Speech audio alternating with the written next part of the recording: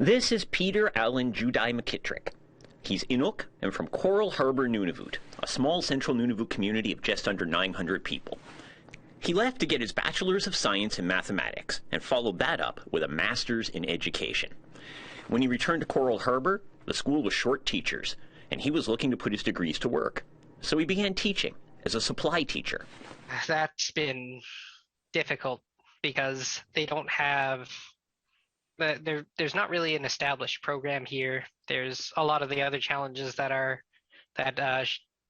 we see in Nunavut education. Like the students are all at different levels of ability, and they sort of expect you to teach maybe 5 or 6 different levels of math and English within the whole same class. Not ideal, but McKittrick had a plan.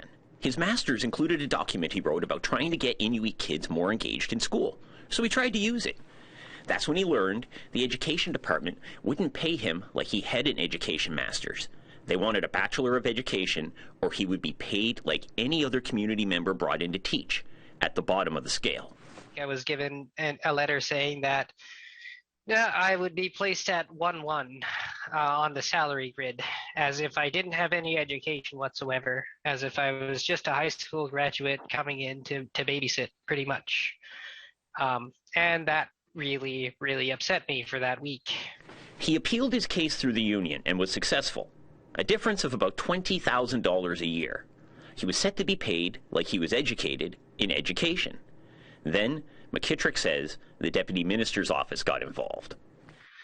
This was 2 weeks later overruled by the head of the NTA and the deputy minister of education.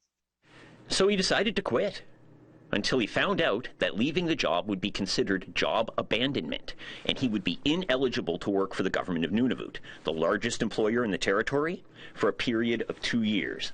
So he's going back to the classroom to finish out the year. Sent me an email demanding that I return to work. And he has given me until the 13th of May to return, or else that will be a notice of abandonment, and I'll be barred from working in any GN position for a period of 2 years. The Nunavut Department of Education did not respond to a series of questions we presented them about this story. Ken Driscoll, APTN National News, Iqaluit. Joining us now is Kent Driscoll. Kent, where's the education department in all of this? Thanks. We wanted to know how many teachers have had raises denied by the Deputy Minister's office. We wanted to know how many have appealed and how many Nunavut teachers have been considered to have abandoned their position this school year. And why people with a master's degree in education aren't considered educators.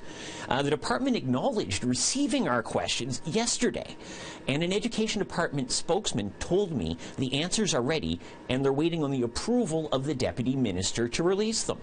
Now, this is the same deputy minister who denied McKittrick his raise. As for the union, the Nunavut Teachers Union did not immediately get back to us when we had a request for comment. Back to you in Winnipeg.